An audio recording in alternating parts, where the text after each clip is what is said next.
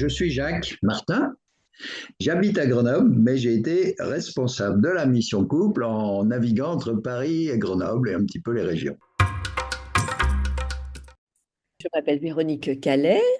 Voilà, aujourd'hui j'ai 68 ans. J'ai été à la mission Couple et Famille pendant des années, je pense une bonne dizaine d'années. Est-ce que tu peux nous dire en quelques mots l'actualité du couple à ce moment-là, enfin les questions du monde et comment Fondatio y a répondu par rapport au couple et à la famille? Nous nous sommes rendus compte qu'énormément de couples autour de nous ne faisaient plus du tout référence à Dieu. La grâce du mariage tel qu'on l'entend dans le monde chrétien n'avait plus vraiment de sens pour eux. Voilà. Alors, et c'est encore vrai aujourd'hui, mais ça nous a surpris à ce moment-là, c'est-à-dire qu'on ne parlait plus de couples fidèles et de couples dans la durée. On parlait de couples qui faisaient ce qu'ils pouvaient, et puis après on se séparait. Voilà. Et c'est ça qui nous a beaucoup sollicité et stimulé. On a été aussi témoin à cette époque du début des non-mariages des couples et du début des séparations, quand même très nombreuses, qui se sont accélérées. Un des événements marquants pour moi, ça a été le passage des sessions couple classiques qu'on animait avec toute une proposition religieuse et des moments de prière et de chant religieux à la création d'une session sans proposition religieuse. Et ça a été un appel un peu de nos grands-enfants qui commençaient à vivre leur vie de couple et qui voyaient combien ça nous aidait et qui disaient, ben, nous, on ne peut pas aller dans vos sessions, on n'est pas de, c'est pas notre monde. Et quand est-ce que vous faites une session sans proposition religieuse? Fondatio fête ses 50 ans et donc on est entré dans une année jubilaire où on nous invite à une valse à 3 temps.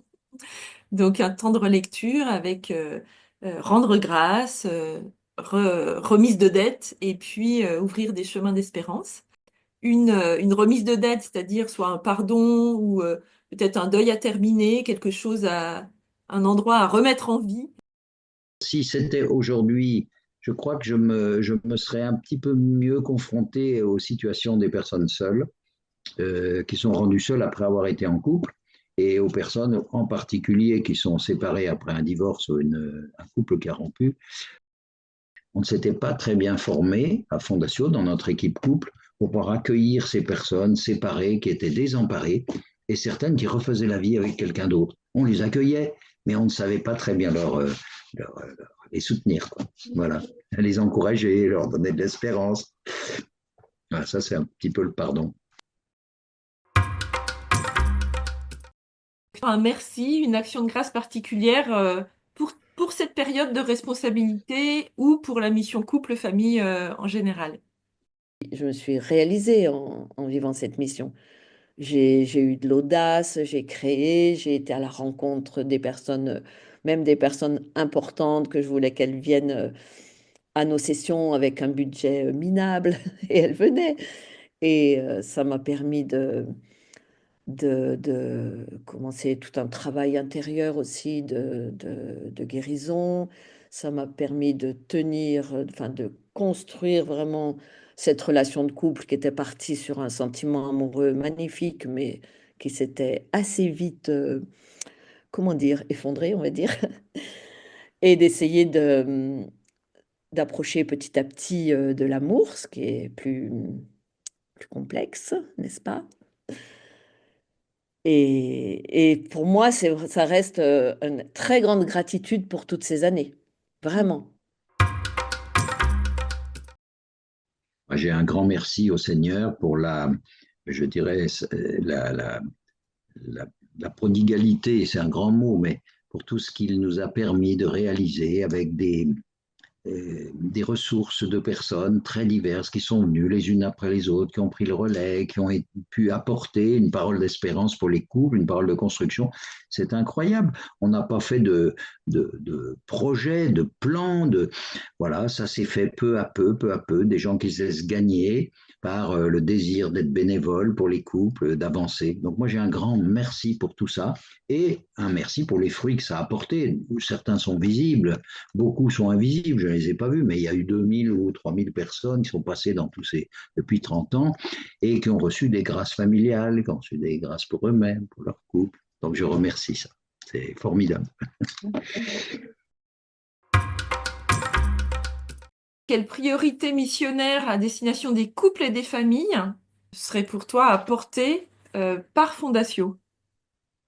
J'ai envie de dire que aujourd'hui, et je le vois beaucoup avec mes enfants, qui ont eux-mêmes des enfants et qui sont dans le moment où ils construisent leur vie, qui ont la quarantaine, etc., le temps manque énormément pour vraiment prendre le temps de s'intéresser à l'autre dans un couple, prendre du temps, pas seulement pour soi, mais déjà pour soi, c'est pas facile, mais pour l'autre, pour le couple. Et il me semble qu'une priorité missionnaire, c'est d'aider les personnes pour elles-mêmes et les couples en couple à être conscients de la vie qu'ils ont, de la vie qu'ils mènent, de leur désir profond d'une vie épanouie et de prendre des moyens pour cela.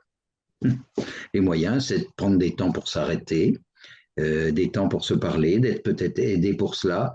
Voilà, c'est des priorités qui existaient déjà un peu avant, mais il me semble que la course au temps aujourd'hui, difficile. Je ne vais pas parler du bon Dieu parce que ça ne s'adresse pas à tous les couples, mais je pense quand même qu'il faut témoigner du bonheur et de l'espérance que donne la foi chrétienne et comme ça fait du bien pour traverser justement les périodes difficiles. Et quand on a la chance d'avoir un minimum de foi et d'espérance, il faut encourager ça. C'est aussi une mission de Fondatio.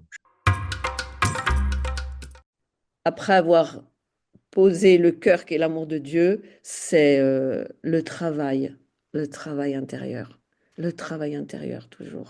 Être humain, c'est une œuvre, et une œuvre, ça se fait avec un travail intérieur.